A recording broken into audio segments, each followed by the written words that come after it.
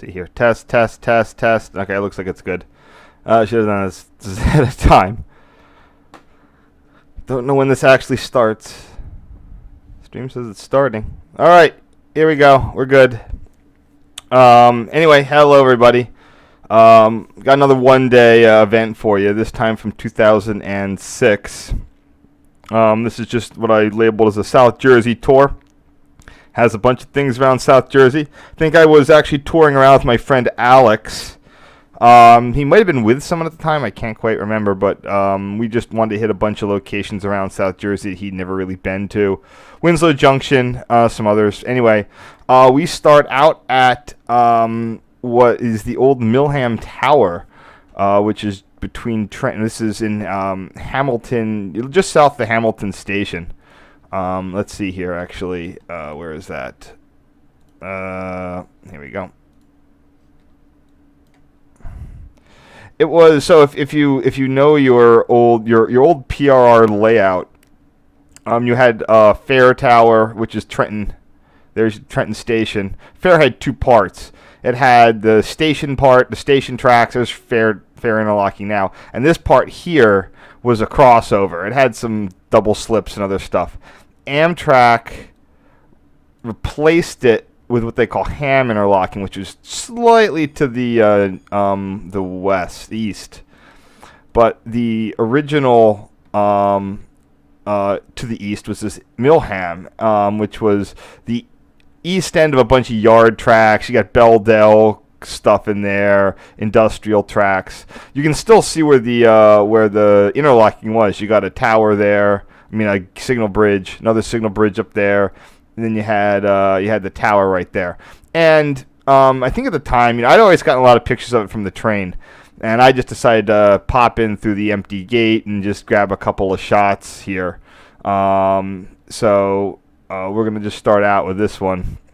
This is in 2006, like I said, and Amtrak had just exited the mail and express business it was going with. This was in the early 2000s. Amtrak had some serious.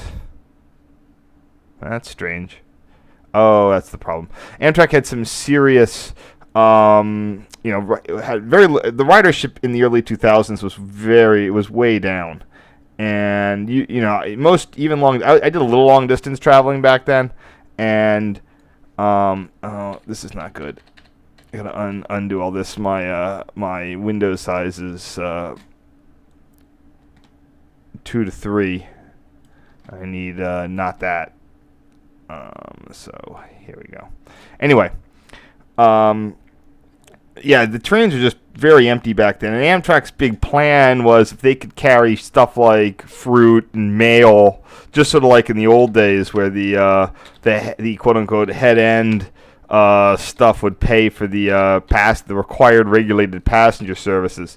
So anyway, that's what those express track reefers. That was Amtrak was hauling fruit and other perishables. They would just tack the cars onto the back of the trains. But the issue is the express service was causing so many delays and so much stuff that it was basically they were basically running no passengers in all this express. The express didn't pay great, and they were losing all their passenger revenue. So MILLHAM was a typical PRR tower of the time, USNS, probably about 20, 30 levers. I could probably look that up, actually. Let's see here. Where are we going to go for this? This one will work.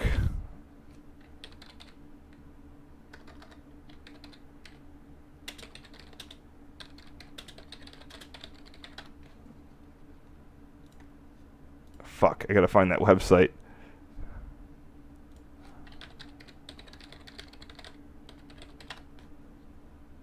Here we go.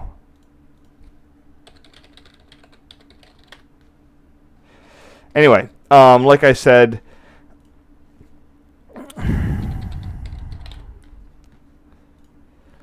here we have the diagram of the tower. Electro-pneumatic, Model 14. This is built in 1941, so it was kind of the bridge between the boxy, square 1930s towers, like Lincoln, Morris, and the sort of what I call the NEC standard Grundy, Midway, and a couple of others of those. So this was built in 1941.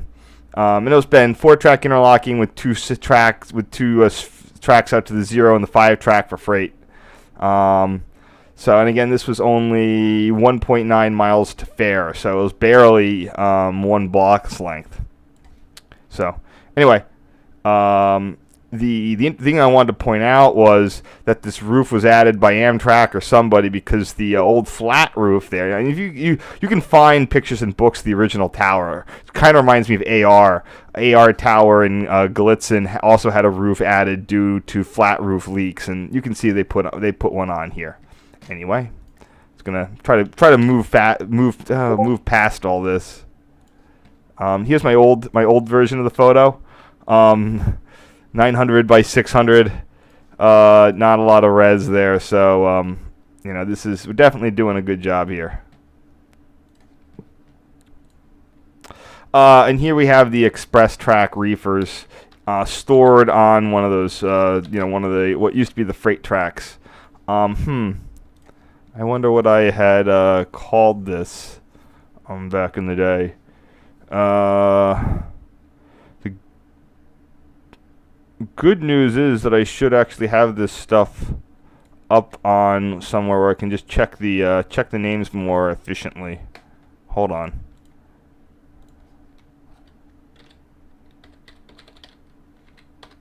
I hate delays. I should have had this stuff up ahead of time, but I just wasn't thinking.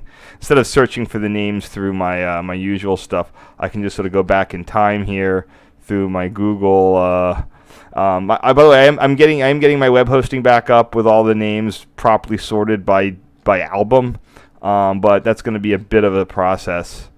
But I do have it all backed up on most of it backed up on Google Photos, hopefully including this one. There it is. Oh, good. I got all the I got all the pictures here. They're the express tracks. Oh, this is poorly cropped too. There you go.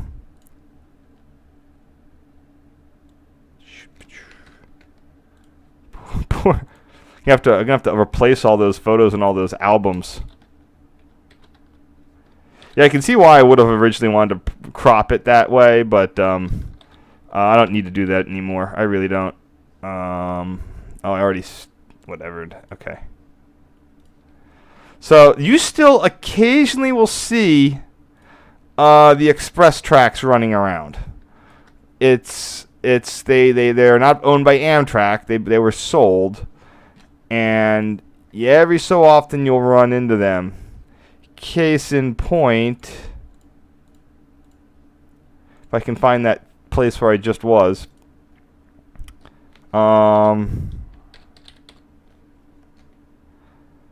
Back in 2016, if my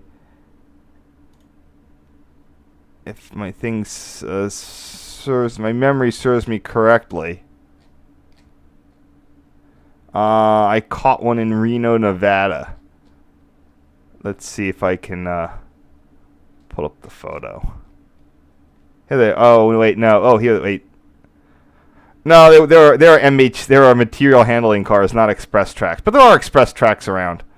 Wasn't MHCs, but you will see the express tracks floating around every so often.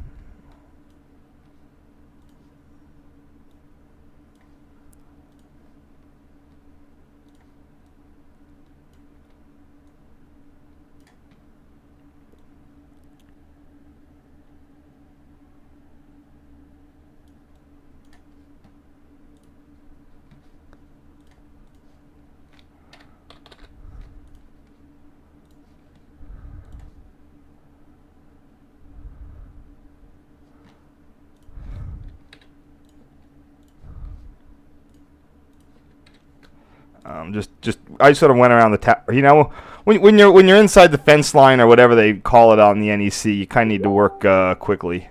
It's one of those places. Rural rules do not apply. I always liked the PR on the later towers. You had these sort of interlocking illumination lights, and they still work to a fair degree. What is this used for today? Probably a yard. I normally would say a CNS hangout for the signaling guys, but since there's no real signaling here, I'm betting it's used for yard operations in this sort of weird extended Trenton yard. A lot of MOW, local freight, stuff like that. And I wouldn't be surprised if this was a sign-in point for any Amtrak jobs that might just be running around the MILLHAM area. Now, again, this could have changed since then, but it's been there. The lights were on. If the lights were on, it usually means somebody's home. Well, home in the fact that someone was probably, there's a reason the lights are on, and that means it's some sort of base of operations. There we go. Just pulling down all the old names. As you can see, it is made from a white brick, which again it's a unique design, but a derivative design. Huh.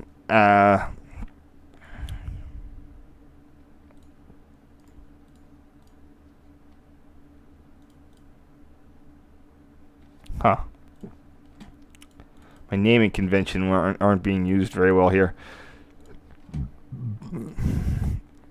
And I guess they weren't super happy with it because it didn't come back. Well, it is reminiscent of AR and a couple of others that you see out west, but not directly.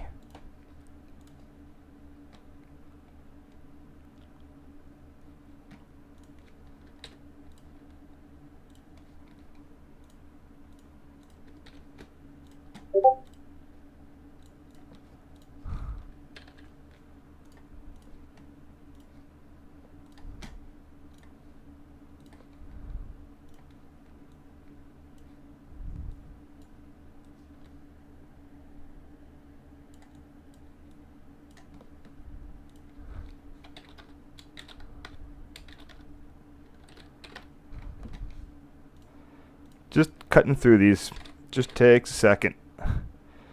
Sort of went through all the narration ahead of time, so I'm gonna speed ahead a bit here. PRR knew how to build this stuff. They got the money not only for lots of interlockings, but for towers that weren't wood. This is an interesting sort of design. And these towers were usually 2 floors in a basement. I don't know. There must have been something up with the water table here. Because it was built a bit on a pedestal. You can see the basement levels there. You can see your ash dumper, first floor relay room, second floor operator's room.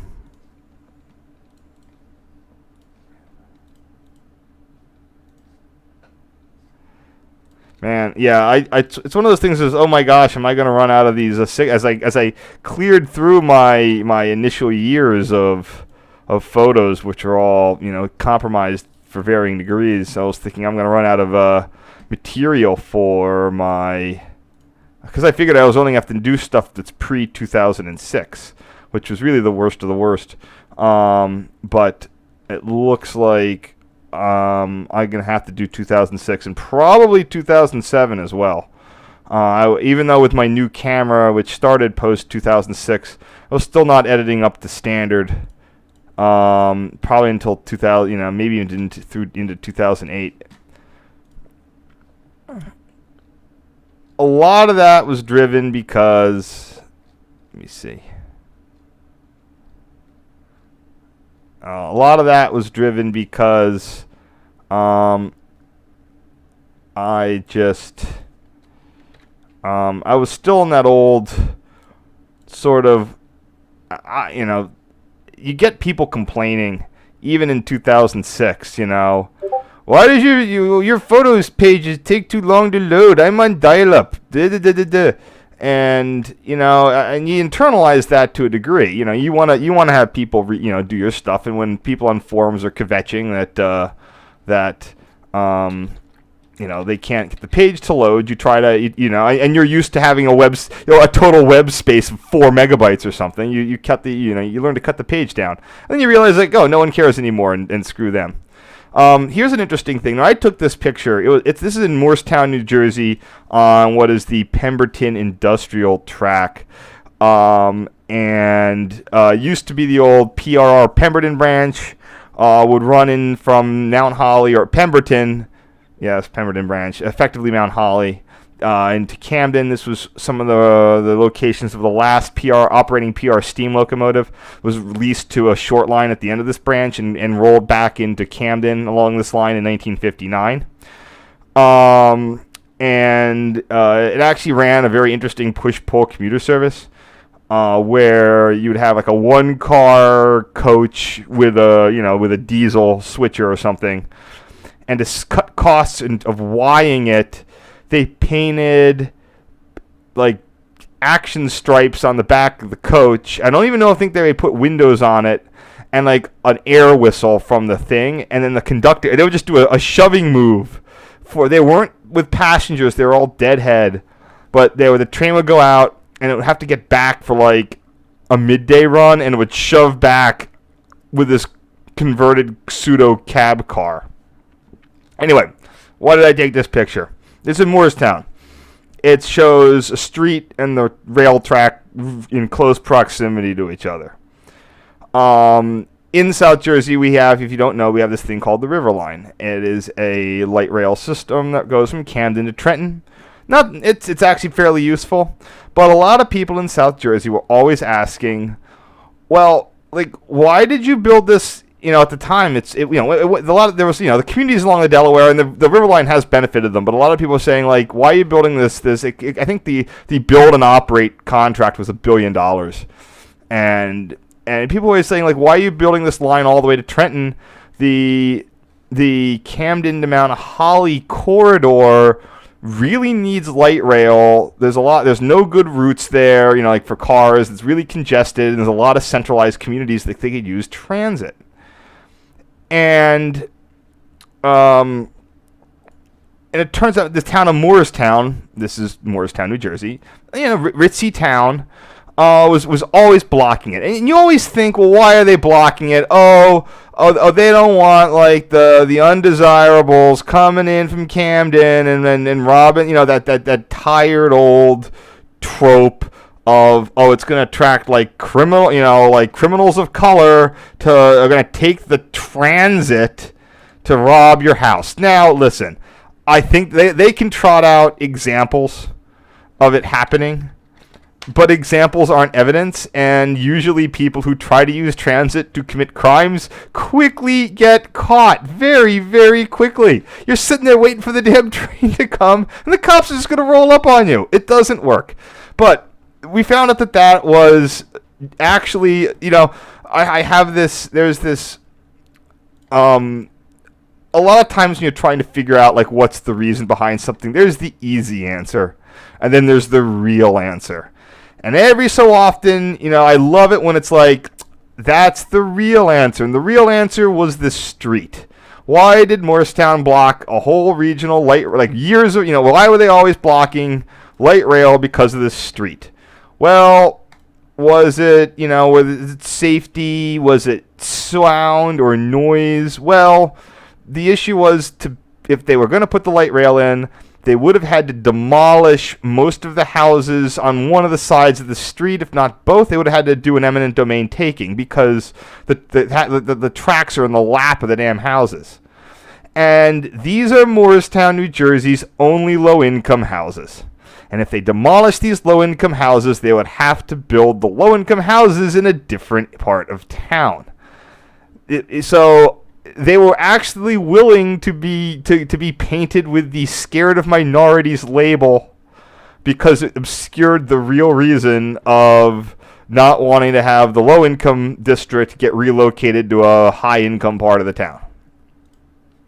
And it took me a while. And again, I was propagating the Moorestown. They don't want the criminals coming in. Har har har. But nope. It was a little more insidious than that. It all had to do with obscure zoning. By the way, check your. I'm not a liberal activist, but there's a lot of stuff out there about how much a lot of the ills these days are generally the root cause of zoning. But at the other point in time, you can't necessarily expect people to people live where they want to live for reasons, and even the bluest of the blue are going to quickly get really bent out of shape in a hurry. When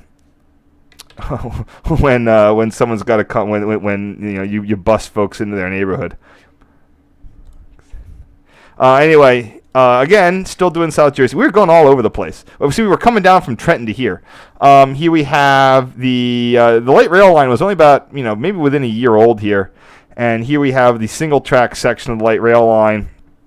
I'm not sure why this is medium approach medium. I don't. Oh, because this is the start of where the light rail enters the joint running with the old Conrail Bordentown secondary. And you'd have a medium speed signal to join up with the Bordentown secondary. I believe that middle track there is this hatch interlocking on the Conrail shared assets. You diverge into that line, and then it was a back-to-back interlocking with a siding, and that's where they would arrange a lot of meets. So a train would go through, it would diverge onto the single track, go through where the Pennsauken Transportation Center is, and then re-diverge onto a stretch of double track where it would do a meet. If I can pull that up here. This is MILLHAM still. I can roll down to. Oh, and I can hold on. Gotta roll south. Incidentally, yeah. Here's Morristown. There's Camden. Mount Holly's out there. There's Mount Holly. So you can sort of see if this is why it's sort of popular for light rail. And let's see if I can find that part that I just had up there. There's the old Morristown passenger station, and here's that closely held block of low-income housing right there. Anyway, I'm gonna head down here to CP Hatch. So there's the Delaware Bridge. CP Hatch is next to my friend Choo Choo Bob's favorite rail finding location at Cove Road. There's your CP Hatch. There's your Liverpool line interlocking CP 4.5, but I'm just gonna CP Hatch. So see, there it is. It crosses the Pennsauken Industrial Track at grade, diverges in Fish House Branch, goes up and up and up to the left. There's a light rail vehicle. Here we got the Pennsauken Transportation Center, Delaware Bridge overpass, and then over here. Maybe someone's labeled it. Did they label it? No, but you can see the two tracks. So, anyway, that's how that works. Riverline these days is sporting nothing but wraps, so it's kind of actually weird to see a two-car set in the original livery. Very rare these days. Rutgers loves painting them up. A lot of Rutgers Camden.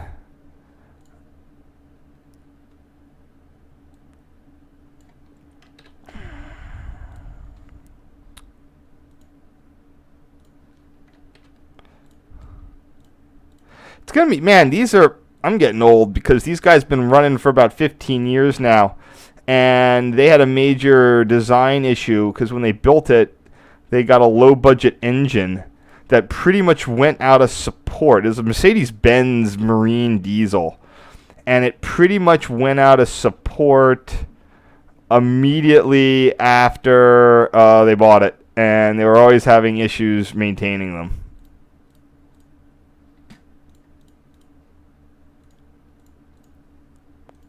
Let's check the chat. Looks like I don't have a black screen. Yep. So if you're watching this in replay mode, eventually when I get them posted up, you'll see what I mean about. You can pause it and check it with your other map. Anyway, I'm running a little behind schedule here, so let's continue here with these light rail vehicles.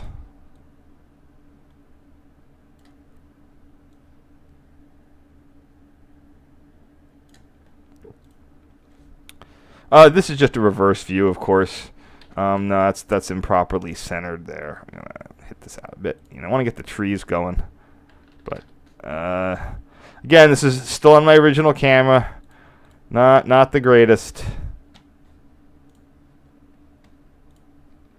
Looks like I did some serious brightening back in the day. Can I make this better? Oops. Can I make this a little bit better?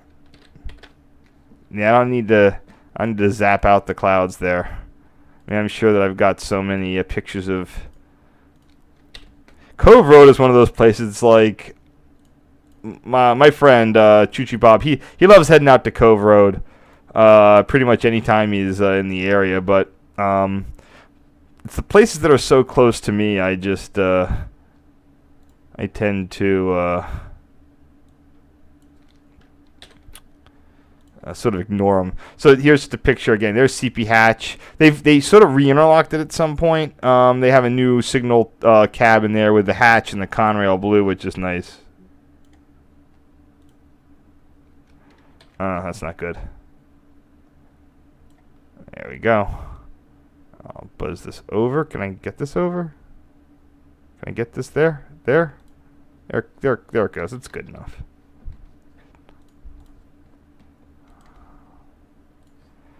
Yeah, this is really reaching the limits of its of the resolution on this sort of cloudy, gross day 15 years ago.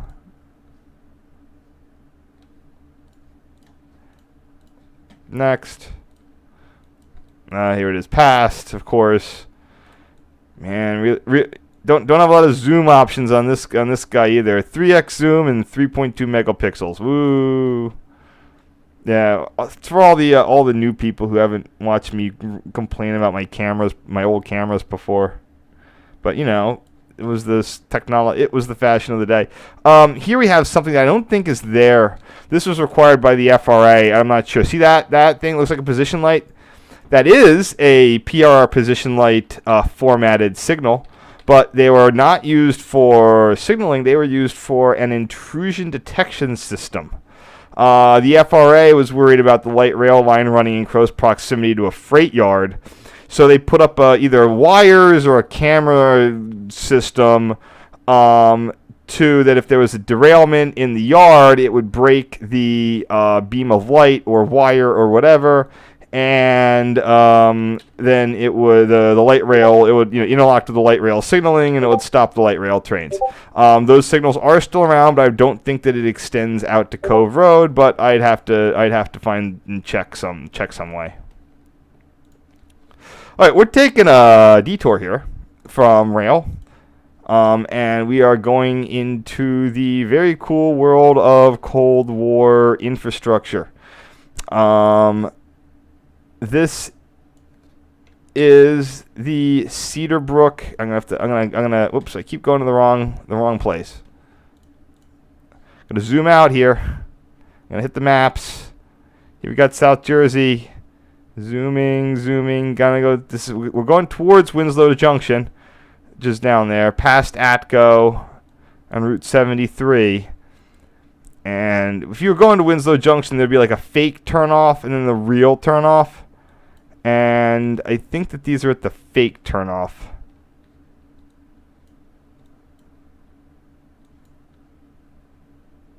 Where are they? When I say the fake turnoff, I mean there's the real turnoff for Winslow Junction. And this facility is located not there, but near there. It should be marked.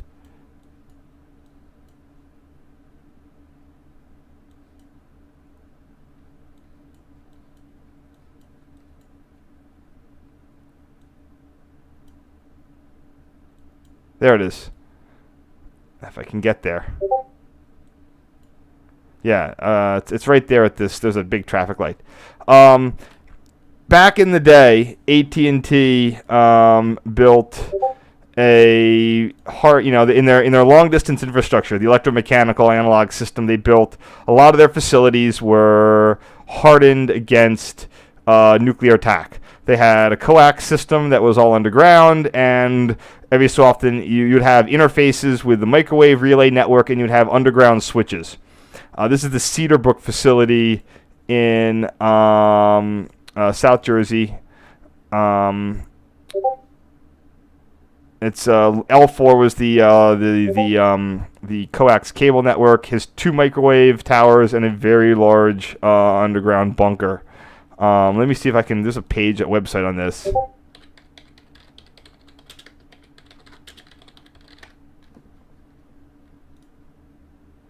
See if I can get some pictures. Nah, it's just above ground stuff.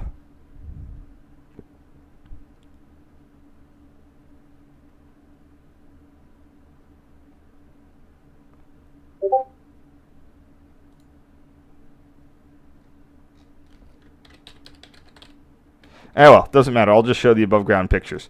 Anyway, here we have one of the old microwave relay antennas. Actually, you can see them both. The other one's sort of back there in the background. This was the main one. This is the one on the main sort of facility. And not sure I want to actually crop anything out of this. I don't need a lot of the stuff on the top, but, you know. Anyway, I'll preserve the resolution for now. You can see the original antennas are these guys, these sort of horn reflectors. The newer ones are the parabolics. These would all operate, you know, I don't know how they were doing it back then, but, you know, they were using radar technology. And I forget what it was all analog. It's all the stuff in bandwidth, and they'd have X channels and channels. Eventually, these things would get converted to digital, and then they got shut down. Now, some company, after the system went defunct, all the towers got sold off to some subsidiary that leases them to whoever needs a tower. The microwave towers are generally considered resistant to nuclear blast because they were, you know, lattices that would withstand the shock wave. The coax system L4 carrier was buried, so that was resistant. And then you'd have the bunkers for the switches. And these would be crossbar switches. Hold on here. What am I? Oh, I forgot to resize. There we go.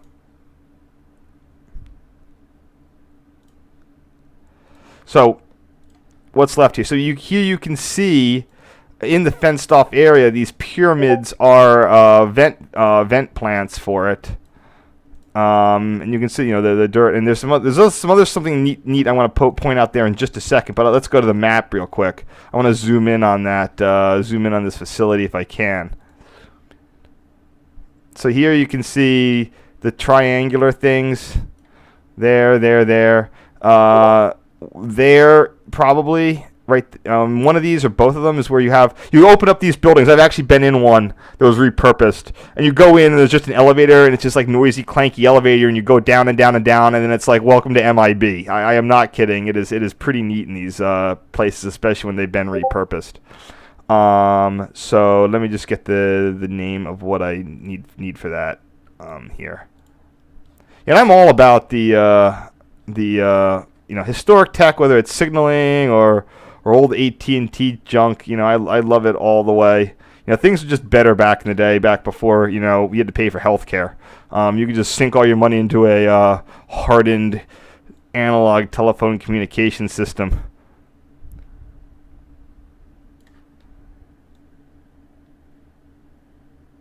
You're going to smoke yourself to death anyway at age 55, so who knows? Anyway, see this thing here? See this little mushroomy metal thing there? That's a gamma ray detector. If there was a nuclear explosion, if Philly got nuked, this would detect it and automatically put the switching facility into lockdown. These facilities had either diesel or gas turbine power generators. They had wells. They had food supply. They had 24/7 staff. They had everything was shock isolated. And they had blast locks with decontamination showers. As in, you would go into the blast lock. I think you can go into the shower and then come back out. What's a blast lock? Okay, well, yes. Blast stores, Cheyenne Mountain, all that stuff. Well, blast locks is like it doesn't do, you know, if people have to get in and out, well, you're vulnerable in the 30 seconds it takes to traverse that. So a real bunker has blast locks. We have 2 blast doors and an airlock between them. So that is how you tell the quality. Take that, preppers. You know, I don't think, you know, you're not a real you're not prepared for squat unless your facility has a blast lock and a decontamination shower between the two. And gamma ray burst detectors. What are you relying on? Your weird, you know, your CB radio for your info net to tell you that some city got nuked? No, the pros have a gamma ray detector. Here we go. More triangles. Mysterious triangles. Now they're vents.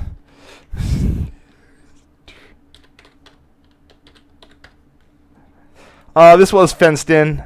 Some of these facilities you can go right up to, other ones not.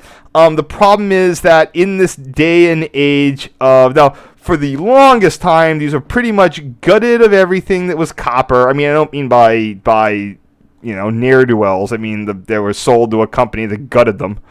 But they kept all the stuff, the generators, the shock isolated toilets, like all that stuff was kept.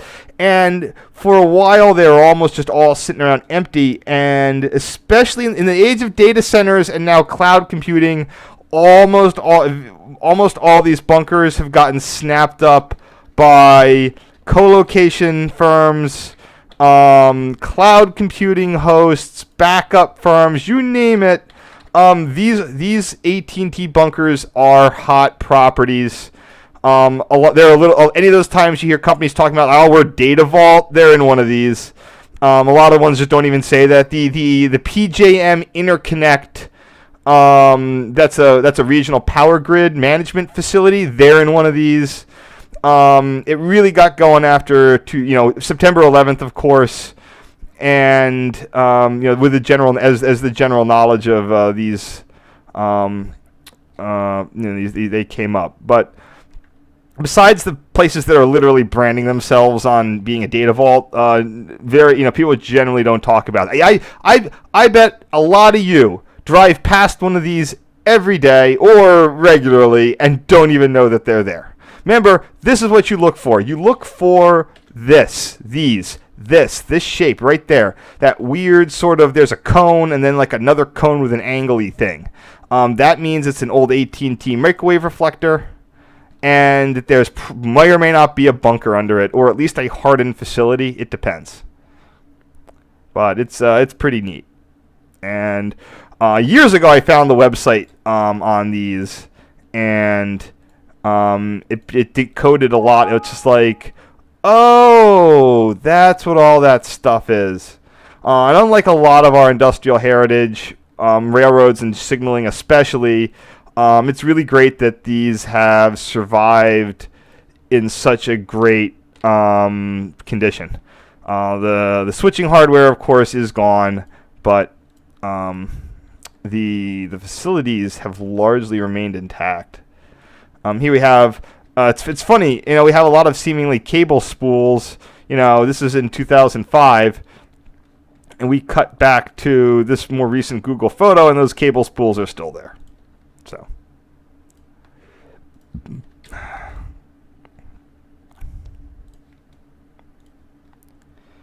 this is the no, it's the same tower, I believe. Just I walked around. There's no one around. If there's anybody around, they don't come out.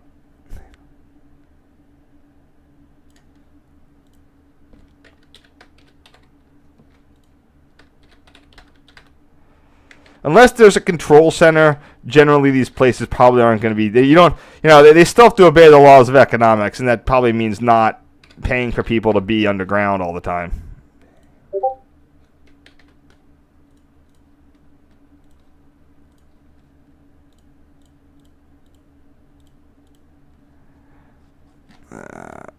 Again, I'm just circling back to get the original names here.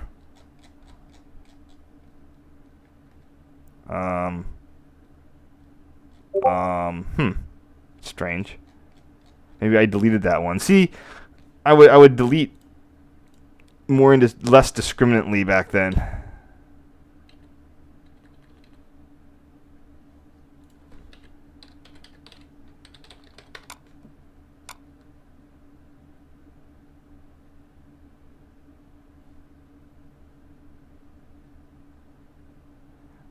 Crepe. Alright. That was a mistake.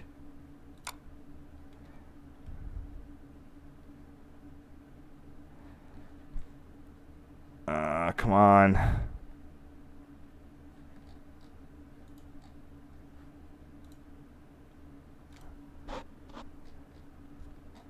Nuts, it reset my search stuff. Oh. I want, am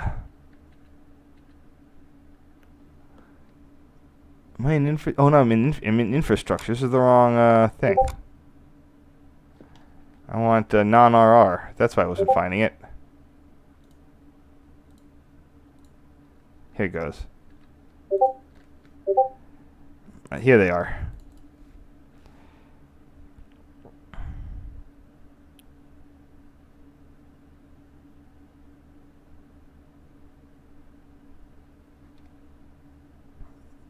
Huh. I guess I didn't have it. I'll just need to get a different name. Yeah, if it doesn't exist there, it probably wasn't around.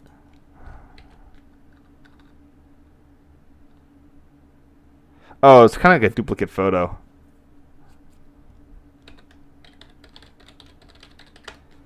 There we go. Nice new name. All right. Again, you know something's down at this one because you wouldn't have a brand new giant Caterpillar power backup system in a paved parking lot. So yeah, again, someone had this facility had probably just gotten some sort of data center installed. No cars in the lot, so I don't think anyone was there. But that's a pretty beefy cat power system. Now again, these bases, they did have their own power, but it was usually, you know, maybe a megawatt, probably less. You know, and the fuel. So, you know, again, they're not expecting the apocalypse, the nuclear apocalypse. So, you know, I guess above ground, non-sheltered power is you know, acceptable.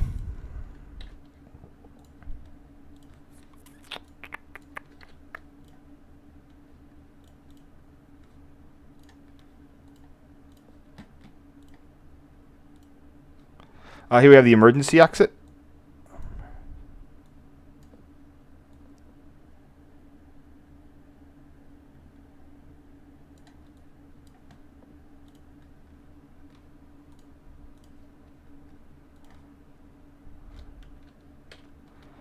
Yeah, see that actually exceeds the resolution, so I can afford a little bit more space around it. There we go. Good enough.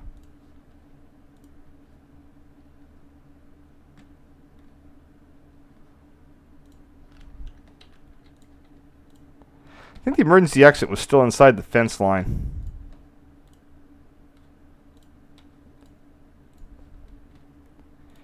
And I think this is the second tower.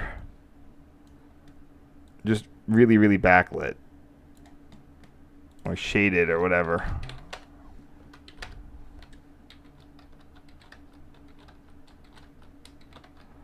Just highlight the dark areas here. And again, you can see more of those old style horn microwave reflectors. It's interesting that they're so big yet, you know, it's like they just never pulled them off the line. And pulled them off the towers.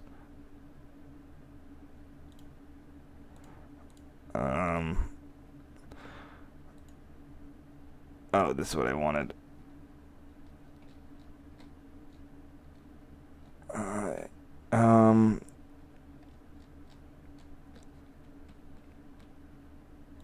Oh, looks like I didn't get this one.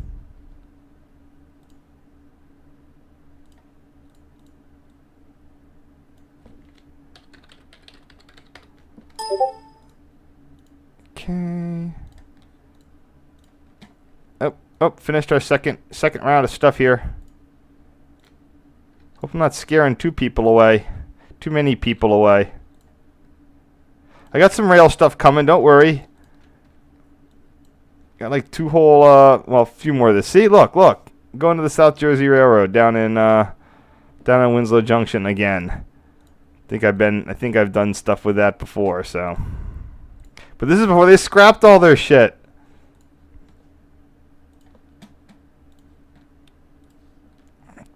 See, these are all cell phone towers now, but you know they just don't feel like there's no point to taking down the old parabolic reflectors, or not parabolic, the horn antennas.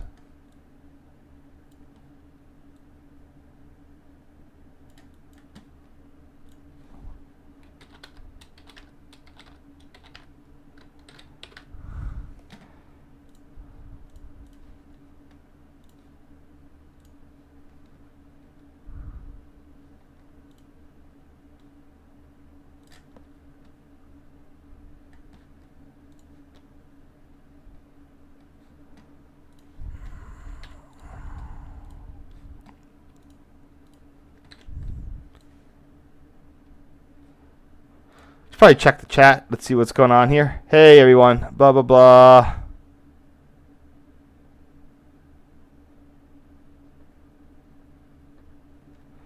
Yep, mixed-use corridors. They used to be really lax about it, actually. Apparently, I was told by someone on the Baltimore Light Rail that back before they ended freight service, they could run freight train. Like there was the one customer on the Baltimore Light Rail that there was a quarry, and if they wanted to, they could run a quarry train down in the rush hour. There was nothing would their waiver would let them do that. But the FRA got a lot more sensitive to that later, probably because of some anti something or other bias, or I don't know. And of course, the San Diego trolley was the same way. Those were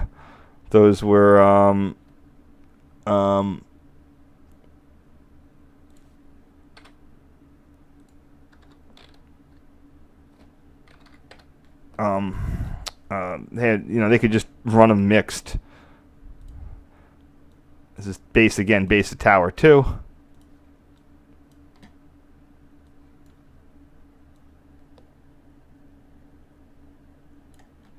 Let's try to speed through a little bit of this here.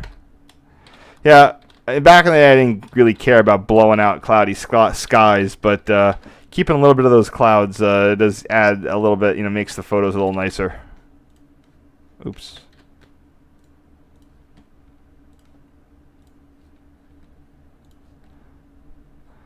Not the fastest way to get this done, but whatever. I should go back there one of these days. Anyway, oh, hey, look, back to trains. Now people can, come back to the chat. So South Jersey Railroad, I'm sure I've explained it in other ones before, or Central Railroad of New Jersey, Southern Railroad of New Jersey, I'm sorry. They took over the old CNJ route out of Winslow Junction to the south, and they had their main yard in Winslow. The guy who owned it, some rail, it was actually a fan. He loved the NYOW, the New York, Ontario, and Western, and painted some units to that effect. He also loved Elcos, expressed in the form of, MLW C420s. He bought from Canadian National.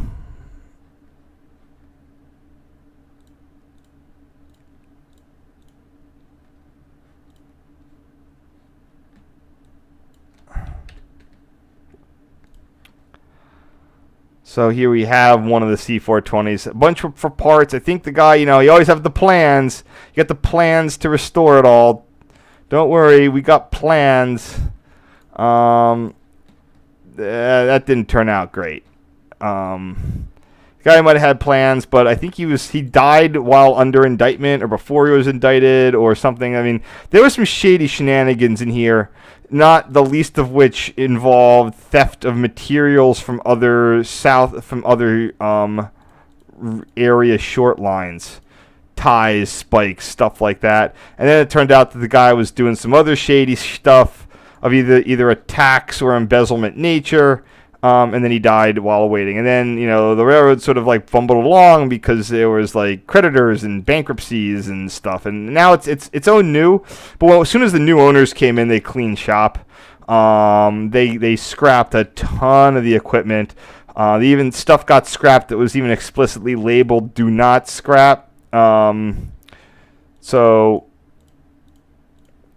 that was unfortunate. A lot of these carefully collected C420s, they didn't make many of those. Oh God, I always gotta find the thing there. They didn't make many of the C420s. In fact, I've got Wikipedia thing. M420, not C420s. They're MLW made C420s. Hold on.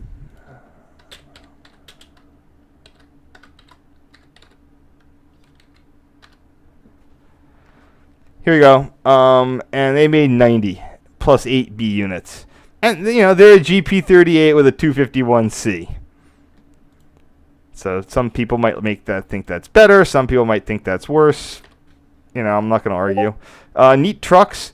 Alco really unfortunately got, as soon as GE came into the market, I mean, Alco had a lot of good products coming out, but GE just took all the air out of the room when it came to locomotives. They used to be a strategic partner with Alco for locomotive development, usually with Alco, GE doing the electrics and Alco doing the rest. But you know, when GE came in with its own line of stuff, that was it. Pretty much for Alco. The Centuries, I think people liked them. They might have had some reliability problems. I don't know. But you know, we never got a chance. You know, well, yes, we did get a chance to see how they would perform. There's still some out there, etc. Yeah, so here, like, they even looked. I love how they, how the SJ, the Southern Railroad, New Jersey, even had its own drop pit where they could roll trucks out of locomotives. Short lines are great because they have they have this wonderful, like, entrepreneurial spirit going on. You know, everybody does every job. Of course, any job down here would, like, I go and I vanish. You know, I do the thing. You know, I come back after a year.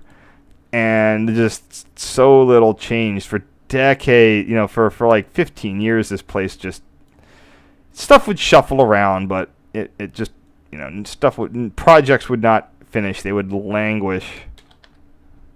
You know, they're always going to, oh, we're going to run a passenger train. Oh, we're going to do this. Oh, you know.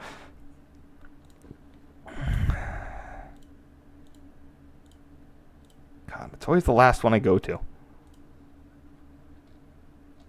This 801 unit is from the Iowa Interstate Railroad. Huh.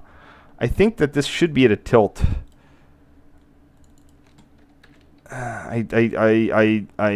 Maybe not.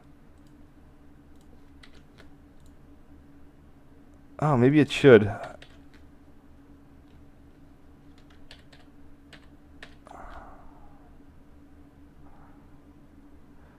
Yeah, like, should this be tilted? I don't know. It might honestly be, because look, there's a car back there. I think this guy's just tilted. All right, fair enough. Let's resave. Resize, resave, sharpen, save, done. Yep, the skip loader, the can all do all of your light rail line. Or a fork, what is it, a fork loader?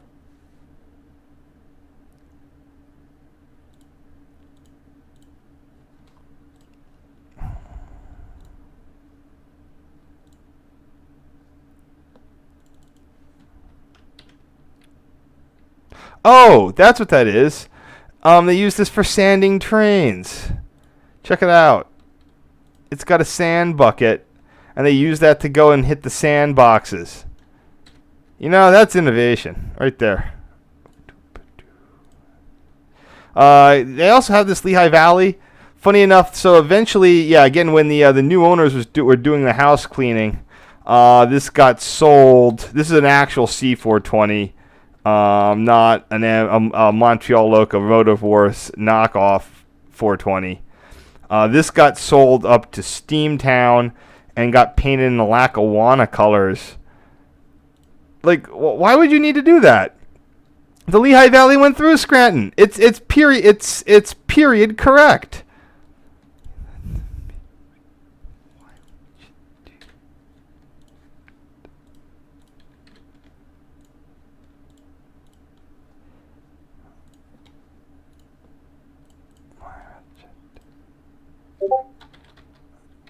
I guess the sky's already washed out. I can just brighten the whole damn thing. Guy just doing some rando welding work. At the time, 420 and another one were the regular power on the trains. On the trains that were used on the, you know, they would run stone trains and stuff right down the NJT Atlantic City line. Huh, that's the blurry one. I got a better one somewhere. Unless it was an idiot. No, there it is. The guy's fixing a brake somehow. Probably heating it up so it would come free.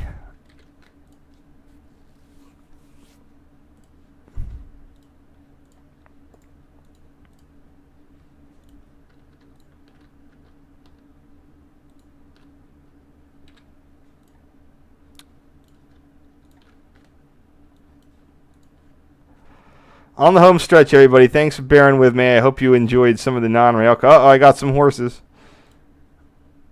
The meat kind. I don't know how many of the M420s that were stored there got scrapped.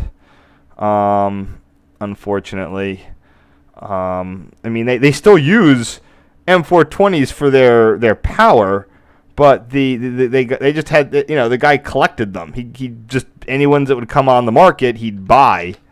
And I think, you know, the new you know, despite the fact, hey, it's good to have your own source of spares, the new owners were just, nope. You know, I mean, yeah, they don't cost anything, but the guy had creditors, so it might have been a court-ordered thing, or they were I don't know, there might have been some court-appointed folks involved. Here we have 802 Iowa Interstate, 801, 802. We got both of those. We got stuff in the Iowa Interstate. I don't know where I got the Lehigh Valley. Some of these, that might have been someone's. A lot of times people who own locomotives will just want to have them out and running. I was told a story once at the Southern Railroad in New Jersey, where there's a fairly substantial grade there to go from the old Atlantic City line up to where Winslow Tower is. And they were trying to haul, you know, whatever their train of, stone ballast up the way. And whoever was running it just, like, pegged the controller on this. I mean, this is like, you know, they can run it. It's not that they aren't supposed to run it. But the guy just, like, pegged the throttle. And this old Alco just set up this giant, you know, it was just, like, belt, like a tower of smoke. I mean, it wasn't broken, but it was clearly working harder than it had in years. And at that moment, as the train is just trying to brute force it up the hill, the owner shows up and sees, like, you know, it's like that Simpsons line where it's like, oh, it's, you know, where Snake sees Homer driving his car, and he's like, little bandit, and she's in pain.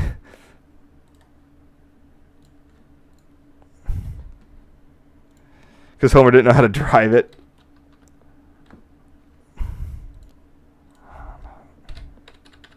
He was not super happy about that one. I'm sure there was. I mean, from what I remember in the story, the issue was resolved, but you know, they generally told the engineers and stuff. It's nice to see. You don't often see locomotives up on blocks. They had a lot of locomotives up on blocks. That was one of the reasons it was so kind of easy to scrap a whole bunch, because they were up on blocks. But I would go down there, I get fixtures and be like, uh-oh, parked in the wrong neighborhood, and they stole the trucks off the car. That would take some doing to stuff. Yep, I love that. The signs of the old bell system.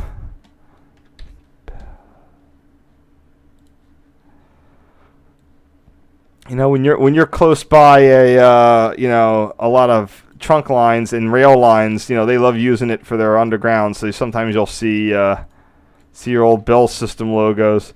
This is the logo. When is this one? This is like right before the new logo in '69 with like the solid band, or maybe they're supposed to. I don't know.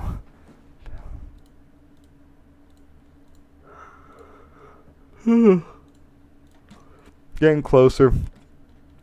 I should probably check the chat if there's anything going on here.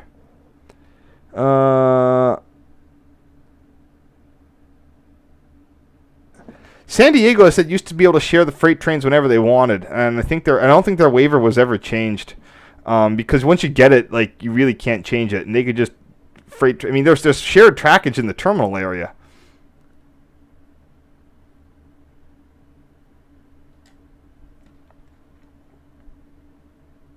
Almost done. Again, another thing, fun bit of factoid. A lot of short lines did make a sizable fraction of income from storing rail cars. Usually, when you have boom bust economy cycles, that sort of stuff. Lately, I think railroads may have been getting smarter about this, or certain commodities, but like. I mean, they're using yards less, so they have their own stuff. But here we just have some Probably DOT 111, you know, the Explodo kind. These actually are pretty new. I think I heard that they were ordered and then they weren't needed, or some recession happened or something. You know, and they get like $3 a day to store the cars. Now, that's not a lot of money. It's like, you know, 100 cars, $300 a day every day.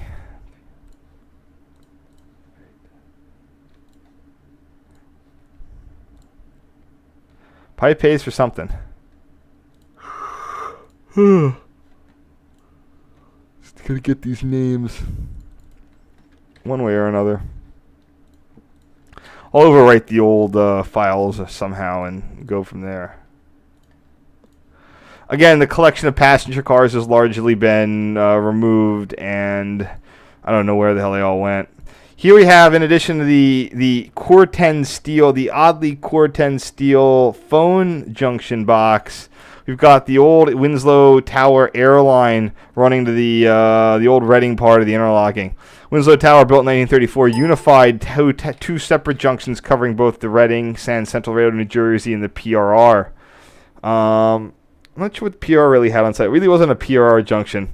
But eventually they built the flyovers and duck unders to connect the Reading and the PRR side of the PRSL merger, built a new tower in 1940, and then part of that was this long airline that ran like half a mile to the other side of the. I think probably one of the longer airlines that you're ever gonna encounter.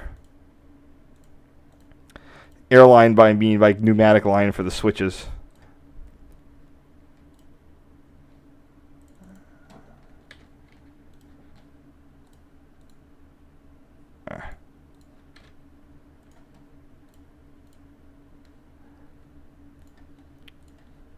What's that?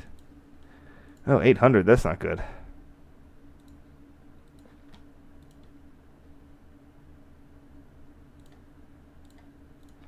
Could get that a little smaller. Down to the last two. Oh yeah, the horse pictures. All right, let me just get these out real quick.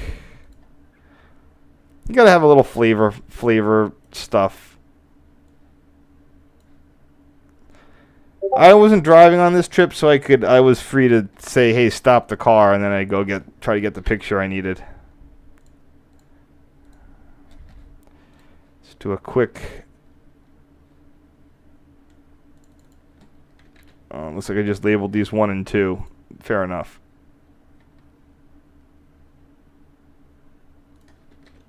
Oops.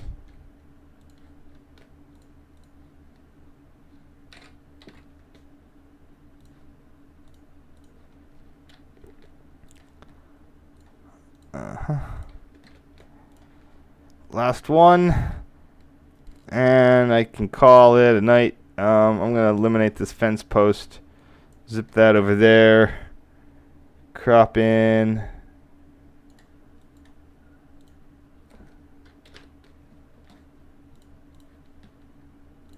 Just a little bit of resizing necessary, and get this is going to be horses 2, likely. I think this farm is still there. I was down there recently, and I'm pretty sure this is still rural.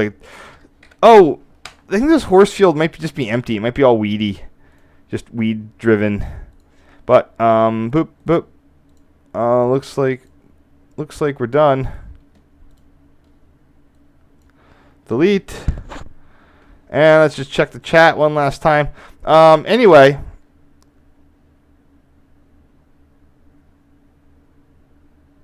Just trying to see here. Anyway, thanks for coming in. Let's see. I'm not sure what they're going to be doing next time. Probably about 2 weeks. I'm sort of hesitant. I'm going to start running. I might run out of the single-use ones, but I think I have a couple more ready to go. Oh, I did that one already. I did Halethorpe. There's a Baltimore Light Rail one. You got some NJT photos. We'll figure it out. Anyway, thanks everyone for coming by. It was a great time, and I will see you all in 2 weeks right here. All right. How do I do